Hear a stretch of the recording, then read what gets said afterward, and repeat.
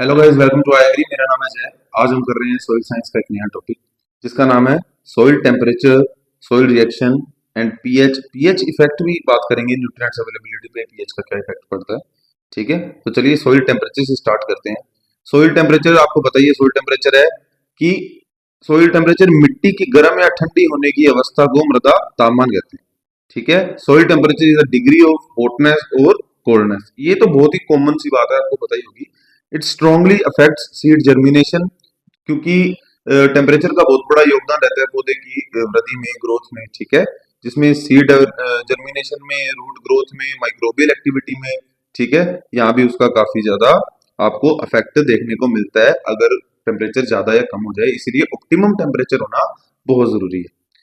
Source of soil heat, तो मृदा की जो कहते हैं ऊष्मा है, जो हीट है, उसका सोर्स क्या है, मतलब कहाँ से उसमें देखने को मिलती है। तो वो सोलर रेडिएशन, सूर्य के प्रकाश से।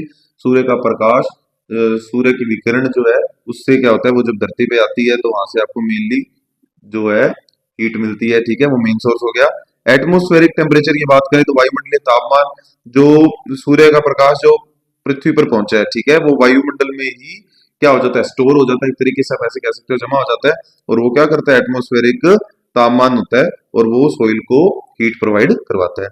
डीकम्पोजिशन ऑफ ऑर्गेनिक मैटर, जैसे माइक्रोबियल एक्टिविटीज होती है। ठीक है, तो वो क्या करते हैं, माइक्रोब्स, सूक्ष्म जीव ऑर्गेनिक मैटर का डीकम्पोजिशन करते हैं, अपघटन करते हैं, और उससे हीट जो है निकलती है बाहर। वो भी क्या करता है, मिट्टी में, जो सोइल में हीट को पैदा करता है, उष्मा देता है। हीट फ्रॉम अर्थ इंटीरियर, जैसे कि मैंने आपको पहले बताया कि सोइल में कोर होता है, मेंटल होती है, अर्थ क्रस्ट होती है। सबसे ऊपर वाली परत अर्थ क्रस्ट और सबसे बीच वाली परत कोर बोलते हैं। ठीक है, तो यहां से क्या निकलता है, ये गर्म मैग्मा या लावा जो निकलता है, ठीक है, वो भी बहुत ज्यादा गर्म होता है, क्योंकि वो इसकी वजह से, जितना सोइल की हम कहें कि पृथ्वी की गहराई में जाएंगे तो आपको मैग्मा या लावा देखने को मिलता है, और उसमें काफी ज्यादा हीट होती है। वहीं से ही आपको क्या मिलता है, सोइल की इंटीरियर से आपको हीट मिलती है, जो सॉरी अर्थ की इंटीरियर से आपको हीट मिलती है, जो सोइल की सरफेस पर उसके प्रभाव दिखाई देते हैं। ठीक है, तो मृदा हीट ऐसे कह सकते हैं कि जो कोर से मृदा हीट आपको मिलती है। ठीक है, amount of heat in soil, मिट्टी में ऊष्मा की मात्रा, ये कैसे डिपेंड करती है, सोइल कलर पे। ठीक है, क्योंकि आपने सुना होगा कि एल्बिडो नाम की, अगर आपने चीज सुनी, एल्बिडो क्या होता है, जिसमें सूर्य का प्रकाश, ठीक है, कितना परावर्तित हो जाता है। ठीक है, उसको एल्बिडो कहते हैं। और अगर तो रंग काला होता है, काला रंग है, तो ये क्या होता है, ऊष्मा को क्या करता है, ग्रहण करता है, शोषता है। ठीक है, सोखता है, ऊष्मा को एब्जॉर्ब करता है। अगर काला रंग होता है तो ऊष्मा को एब्जॉर्ब करता है, और अगर व्हाइट कलर होता है तो वो ऊष्मा का क्या करता है, परावर्तन करता है, किरणों का परावर्तन कर देता है। तो अगर सोइल काले रंग की होगी, ज्यादा ऑर्गेनिक मैटर होगा उसमें, तो इसमें हीट ज्यादा देखने को मिलती है। गहरी मिट्टी अधिक ऊष्मा सोखती है, यही बात यहाँ पे लिखी है। सोइल मॉइस्चर, गिल्ली मिट्टी धीरे गर्म होती है, क्योंकि पानी क्या करता है, वो ठंडा करता है। ठीक है, तो जो गिल्ली मिट्टी होती है वो धीरे धीरे गर्म होती है। टेक्सचर की बात करें, रेतीली मिट्टी जल्दी गर्म होती है, क्योंकि उसके अंदर पोर्स कम पाए जाते हैं। जबकि क्ले सॉइल है, उसके अंदर पोर ज्यादा पाए जाते हैं, जैसे सूक्ष्म रंध्र ज्यादा पाए जाएंगे, माइक्रो पोर ज्यादा पाए जाएंगे, तो वो क्या करेगा, पानी को स्टोर रखता है। और अगर मॉइस्चर होगा तो धीमे से क्या होगा, सोइल गर्म होगी। ऑर्गेनिक मैटर पाया जाता है, ऑर्गेनिक मैटर पाया जा रहा है और उसका डिकम्पोजिशन होगा तो हीट बढ़ती है। ठीक है, और वेजिटेशन कवर, फसल का जो मल्च वगैरह होता है, उससे भी क्या होता है, नमी बनी रहती है। जितना ज्यादा मल्च होगा, जितना ज्यादा वेजिटेशन होगी, उतनी क्या होगी, हीट कम देखने को मिलती है। ठीक है, तो dry dark soil warm faster than wet soils. ठीक है, ड्राई सूखी हुई और डार्क सोइल है, वो जल्दी वार्म होती है। वार्म मतलब ड्राई सोइल या सूखी हुई। डार्क सोइल क्यों वार्म होती है, ये मैंने आपको ऊपर बता दिया, एल्बिडो इफेक्ट कह सकते हैं। ठीक है, इस तरह से, क्योंकि काला रंग होता है जो ऊष्मा को क्या करता है, सोखता है, ऑब्जॉर्व करता है। अब करते हैं फ्लो ऑफ हीट की। अब हीट का फ्लो करना है, एक पार्टिकल से दूसरे पार्टिकल में हीट का फ्लो होना। जैसे heat moves mainly by conduction, conduction की वजह से क्या होता है, हीट का क्या होता है, ट्रांसफर होता है। कंडक्शन क्या होता है, जैसे आपने देखा होगा घर पे, आपने स्टोव देखा है। ठीक है, जब आप इसको जलाते हो और स्टोव के ऊपर कोई बर्तन रख देते हो, और उसको बर्तन को जो चिपकी हुई छड़ होती है बर्तन के साथ, जो जिससे हम उसको पकड़ते हैं, हैंडल कह देते हैं। ठीक है, वो अगर मेटल की है, तो अगर हीट यहाँ पे हीट लग रही है इसके तल पे हीट लग रही है, सरफेस पे हीट लग रही है, तो वो पूरे के पूरे बर्तन को, छड़ तक को, मतलब हैंडल तक को गर्म कर देती है। तो ये जो ट्रांसफर है ना हीट के, ऊष्मा का ट्रांसफर है, इसे बोलते हैं कंडक्शन। ठीक है। टाइप ऑफ हीट फ्लो, एक होता है डाउनवर्ड, एक होता है अपवर्ड। ये अर्थ में होता है। अर्थ के अंदर जैसे हीट फ्लो डाउनवर्ड मतलब ऊपर की सतह से नीचे की तरफ जाएगा, तो वो कैसा होगा, एटमोस्फेरिक होगा, सन द्वारा होगा, सूर्य का प्रकाश होगा। और जो पृथ्वी के सेंटर से, कोर से जो ऊपर की तरफ हीट का ट्रांसफर होगा, वो कैसा होगा, अपवर्ड होगा। तो वो कैसे होता है, डाउनवर्ड होता है डे टाइम में, और अपवर्ड होता है नाइट टाइम में। Rate of heat flow depends on moisture and bulk density. ये कैसे, कि मॉइस्चर की कमी होगी तो क्या होगा, हीट फ्लो ज्यादा होगा, अच्छे से हो पाएगा, धीमा नहीं होगा, तेज होगा। और बल्क डेंसिटी इसलिए लिखा है यहाँ पे कि कण पास पास रहेंगे। जितनी बल्क डेंसिटी कम होगी, तो ऐसे कह सकते हैं कि कणों में वो ज्यादा देखने को मिलेगी आपको, माइक्रोपोर्स और ये पोरोसिटी ज्यादा देखने को मिलेगी। ठीक है। उसकी वजह से क्या होता है, उसकी वजह से तो फिर हीट फ्लो अच्छे से हो ही नहीं पाएगा, क्योंकि उसमें वाटर होल्डिंग कैपेसिटी अच्छी हो जाती है और एरिएशन अच्छा हो जाता है। तो बल्क डेंसिटी ज्यादा होगी, तो उसके अंदर हीट फ्लो भी अच्छा होता है। ठीक है। Effect of soil temperature on plant growth, पौध वृद्धि पर प्रभाव। Effect of soil temperature on plant growth, plant growth पे सोइल टेम्परेचर का क्या फर्क पड़ता है, ये मैंने आपको पिछली क्लास में बताया कि मोस्टली 15 से 40 डिग्री सेल्सियस में सारे के सारे प्लांट की ग्रोथ अच्छी होती है, सबको, सबके लिए बेनिफिशियल होता है वो। सीड जर्मिनेशन में काफी अच्छा योगदान है टेम्परेचर का। रूट डेवलपमेंट में भी टेम्परेचर का अच्छा योगदान है। न्यूट्रिएंट अवेलेबिलिटी में भी टेम्परेचर का अच्छा योगदान है। माइक्रोबियल एक्टिविटी मतलब सूक्ष्म जीव की क्रिया में भी टेम्परेचर का अच्छा योगदान है। सूक्ष्म जीव जब क्रिया करते हैं, पॉपुलेशन बढ़ा के डिकम्पोज करते हैं, तो हीट उत्पन्न होती है। वाटर अब्जॉर्प्शन में भी अच्छा योगदान है। तो ऐसे कहेंगे कि पौधे की अच्छी वृद्धि के लिए टेम्परेचर एक इम्पोर्टेंट पहलू तो है ही, लेकिन ये बात याद रखनी है कि बहुत ज्यादा कम टेम्परेचर, बहुत ज्यादा high temperature poor crop growth दिखाता है। तो ऑप्टिमम टेम्परेचर होना बहुत आवश्यक है। अब बात करते हैं सोइल रिएक्शन की। Soil reaction refers to the degree of acidity and alkalinity of expressed in term of pH. ठीक है। तो मिट्टी की अम्लीय और क्षारीय अवस्था को मृदा अभिक्रिया कहते हैं। अब ये कैसे होता है, पीएच स्केल के बारे में आपने सुना होगा, जिसकी रेंज कितनी होती है, 0 से 14। ठीक है। पीएच स्केल के बारे में सुना है।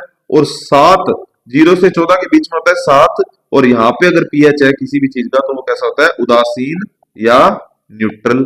ठीक है। न्यूट्रल, ना ही वो एसिडिक है, ना ही वो क्षारीय है, मतलब एल्कलिनिसिटी उसमें देखने को मिलती है। और अब बात करते हैं, पीएच अगर 7 से कम है, तो आपको मृदा आपकी कैसी होगी, एसिडिक होगी। पीएच अगर 7 पे है, तो मृदा आपकी न्यूट्रल होगी। और पीएच अगर 7 से ज्यादा है, तो एल्केलाइन सोइल बोली जाती है, क्षारीय सोइल बोली जाती है। ये चीज आपको बखूबी पता है, और इस पे क्वेश्चन आ भी जाते हैं। सोइल एल्कलिनिटी मतलब मृदा क्षारीयता, कोल्ड कैसे कैसे होती है मृदा क्षारीयता, इसमें क्या क्या प्रभाव देखने को पड़ते हैं अगर मृदा क्षारीय है तो मतलब नमक ज्यादा होगा, ऐसे कह सकते हैं, लवणीय क्षारीय, नमक ज्यादा होगा, NaCl ज्यादा होगा, सैलिनिटी सैलिनाइजेशन ज्यादा होगा, सैलिनाइजेशन ज्यादा होगा, तो क्या होगा, excess of sodium ion, sodium ion का एक्सेस रहेगा। हाई बाइकार्बोनेट्स एंड कार्बोनेट्स आपको देखने को मिलेगा, जैसे सोडियम कार्बोनेट वगैरह, उस तरीके से। पुअर ड्रेनेज देखने को मिलेगी, क्योंकि वाटर लॉगिंग कंडीशन के अंदर, जल जमाव की स्थिति के अंदर ही क्या होता है, साल्ट सैलिनाइजेशन होता है, साल्ट ऊपर आते हैं। ये arid and semi arid climate में भी देखने को मिलता है, क्योंकि वहां पे अगर शुष्क एरिया होगा, गर्म एरिया होगा, तो ट्रांसपायरेशन ज्यादा होगा, वाष्पीकरण ज्यादा होगा। तो नीचे से पानी ऊपर की तरफ आता है, ऊपर आता है तो साथ में सोडियम आयंस को भी लेके आ जाता है। तो वैसे भी सोइल एल्केलिनिटी देखने को मिलती है। Common in arid region, arid region में बहुत ज्यादा कॉमन समस्या है मृदा क्षारीयता की। अब सोइल एसिडिटी की बारे बात करें, तो ये कैसे होता है, लीचिंग ऑफ बेसिक कैटायन, जितने भी क्षार कैटायन है, कैल्शियम, मैग्नीशियम, पोटेशियम, जितने भी क्षार कैटायन है, इनका क्या होता है, लीचिंग हो जाती है। ये सब सरफेस पे चले जाते हैं, सब सोइल में चले जाते हैं सरफेस से। Use of acid forming fertiliser, जितना एसिड फर्टिलाइजर का उपयोग करते हैं, मोस्टली फर्टिलाइजर तो अपने जो यूज करते हैं वो एसिडिक होते हैं, ज्यादा से ज्यादा एसिडिक फर्टिलाइजर का यूज करना भी सोइल को एसिडिक बना देता है। हाई रेनफॉल, जहां ज्यादा से ज्यादा पानी की व्यवस्था होती है वहां पे ऑर्गेनिक मैटर भी अच्छा देखने को मिलता है। ऑर्गेनिक मैटर अच्छा देखने को मिलता है तो वहां पे आपको लीचिंग भी बहुत अच्छी देखने को मिलती है वैसे, क्योंकि वर्षा आई है तो लीचिंग भी होगी, ऑर्गेनिक मैटर भी अच्छा होता है तो उससे भी आपको सॉइल एसिडिटी देखने को मिलती है, जैसे यहाँ पे लिखा है ऑर्गेनिक एसिड वगैरह। ठीक है, माइक्रोबियल एक्टिविटी बढ़ती है तो उससे ऑर्गेनिक मैटर डिकम्पोज होता है, वो पीएच को गिराता है, पीएच गिरेगा तो सॉइल एसिडिटी बढ़ेगी। बाकी सोइल की मृदा की क्षारीयता और मृदा की अम्लता में पेरेंट मटेरियल मतलब रॉक्स का भी बहुत ज्यादा योगदान होता है, जैसे बेसाल्ट जो रॉक है उससे ब्लैक सोइल बनती है।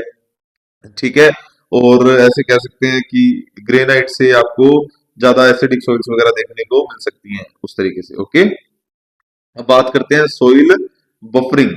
सोइल बफरिंग क्या होता है? किसी भी चीज के पीएच में तब तक बदलाव ना आना जब तक ऐसे कहीं, चलो मैं आपको पहले पहले बता ही देता हूँ। मृदा बफरिंग क्षमता, soil buffering is the ability of soil to resist change in pH. मिट्टी की पीएच परिवर्तन का विरोध करने की क्षमता। वैसे समझो, पीएच कैसे समझोगे? एक मैं जार लेता हूँ, ठीक है, एक बड़ा सा जार है, ठीक है, इसके अंदर मैंने एक गिलास पानी डाला, एक गिलास पानी डाल दिया एक बड़े से जार में, और उसके साथ एक टीस्पून, एक चम्मच क्या कर दिया मैंने, साल्ट डाल दिया, नमक डाल दिया। अब जब आप इस एक गिलास पानी के अंदर नमक देखोगे तो काफी मात्रा में एक चम्मच नमक डाल दिया और उसको पिएंगे तो वो खारा लगेगा। ठीक है, अब मैंने क्या कर दिया, एक गिलास सादा पानी डाल दिया, अभी भी वो उतना ही खा रहा है। फिर एक गिलास और सादा पानी डाल दिया, अब थोड़ा कम खा रहा है। फिर ऐसे करते करते मैंने 4-5 गिलास पानी डाल दिया। अब वो उसमें जो कह सकते हैं साल्ट के जो कण है वो इतने सारे पानी में डिजोल्व हो गया, जिसकी वजह से अब कह सकते हैं कि उसमें खारापन कम हो गया। तो ये जो चीज दिखा रहा है कि जब तक मैंने 2-3-4 गिलास डाले तब तक वो इतना रेजिस्ट कर रहा था उसका पीएच कि साल्ट के जो कण उसके अंदर थे वो इतने ज्यादा घुले हुए थे कि इतना रेजिस्ट कर रहा था कि वो अपना पीएच में चेंज नहीं कर रहा था, वो उदासीन की तरफ नहीं जा रहा था।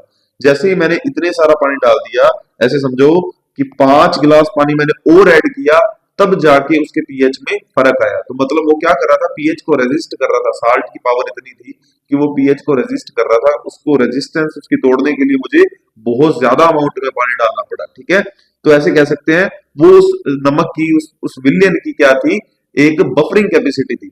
और सोइल की बफरिंग कैपेसिटी हम इसी को ही बोलते हैं कि सोइल अपने पीएच में कोई चेंज ना लाए जब तक हमने उसमें मतलब अब उसकी जितनी उसको बफरिंग कैपेसिटी मतलब जब तक उसको तोड़ने के लिए उसके पीएच में चेंज लाने के लिए हमें ज्यादा अमाउंट, उससे ज्यादा अमाउंट में कुछ अमाउंट नहीं डालनी। ठीक है, पीएच चेंज करने के लिए मतलब कुछ ऐसा पदार्थ नहीं डाला जो उसकी जो बफरिंग कैपेसिटी है उसके साथ खिलवाड़ ना करे।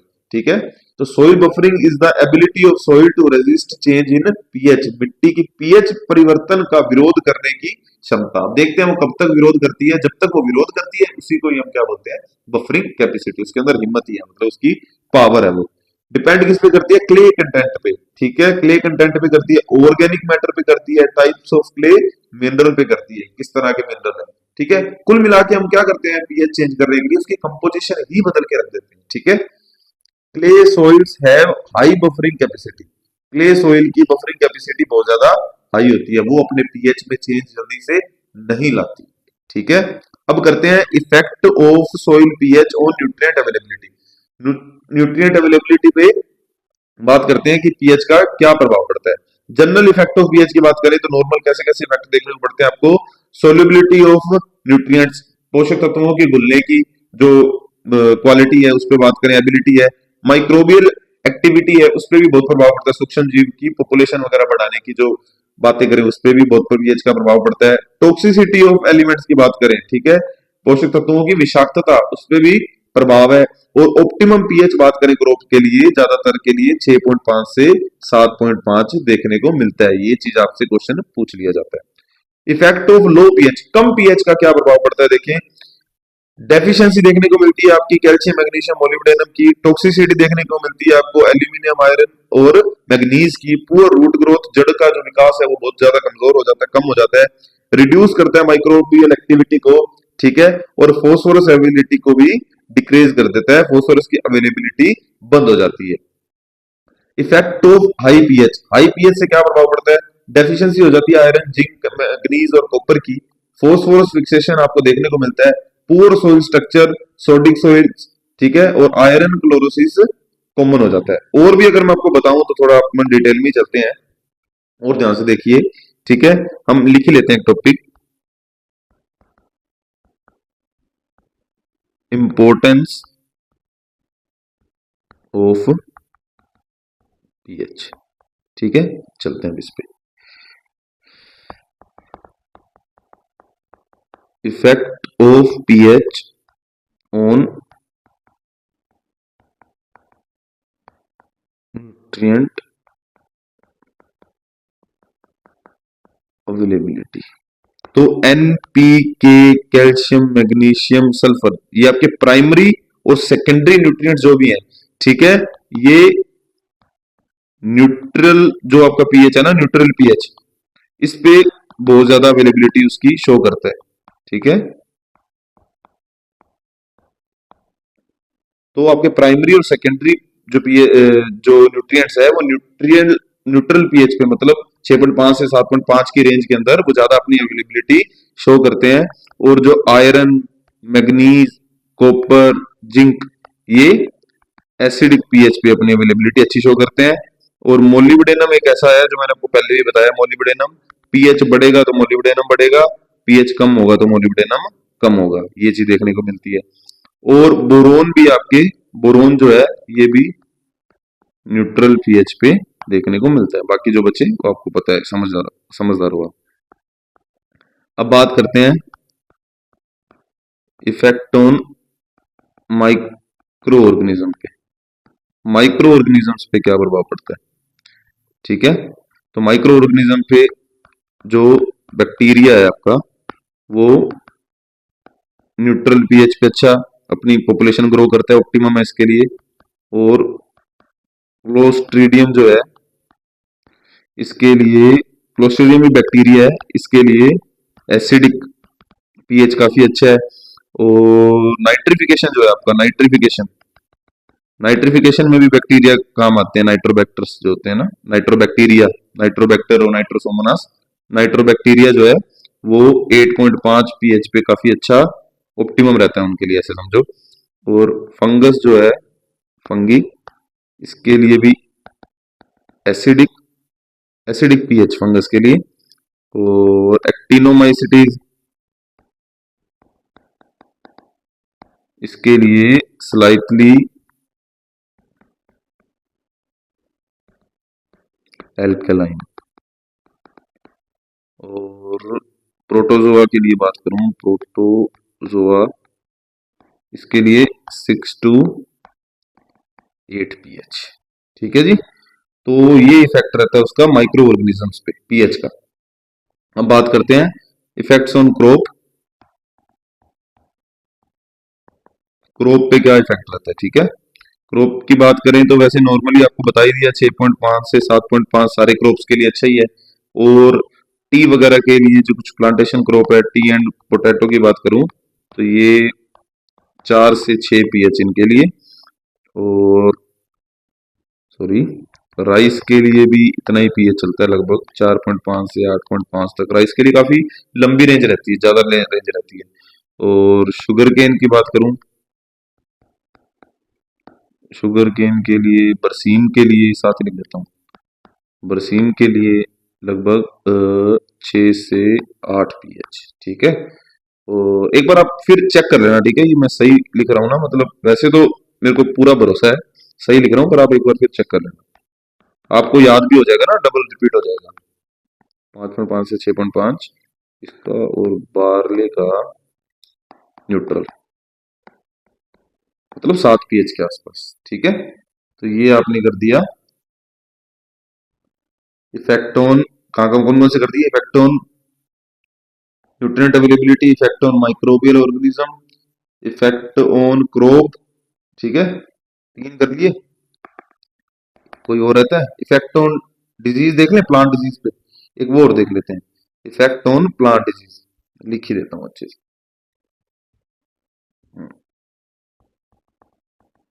इफेक्ट ऑन प्लांट डिजीज, ठीक है जी। तो राइटिंग को आप थोड़ा देख लेना।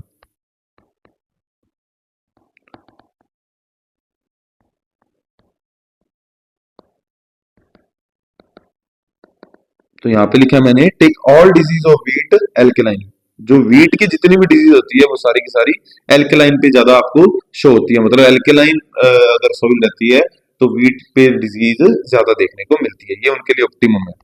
और अगर बात करें पोटैटो, जैसे पोटैटो स्कैब की, पोटैटो स्कैब के बारे अगर आपने सुना है, पोटैटो स्कैब न्यूट्रल पे, न्यूट्रल टू एल्केलाइन कह सकते हैं, एल्केलाइन की तरफ ज्यादा डिजीज रहती है, ठीक है, न्यूट्रल टू एल्केलाइन।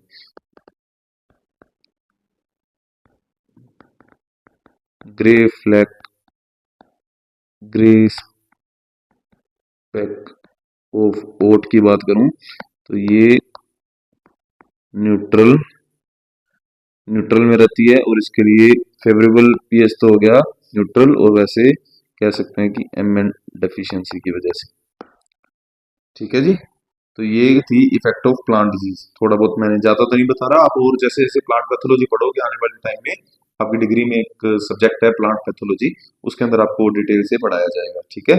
तो उम्मीद करता हूँ आपको ये पीएच वाला पूरा समझ आया होगा, ठीक है। और अब आपके ज्यादा टॉपिक नहीं रहे हैं, 2 या 3 टॉपिक रह चुके हैं, वो मैं आपको जल्दी करवा दूंगा, तो उसके लिए आप हमें आने वाली वीडियोस में हो जाएगा वो आपका, तो उसके लिए आप हमें सब्सक्राइब कर लीजिए। हम लोग क्वालिटी में बिलीव रखते हैं। नेक्स्ट वीडियो मिलते हैं। Thanks for watching, bye bye guys.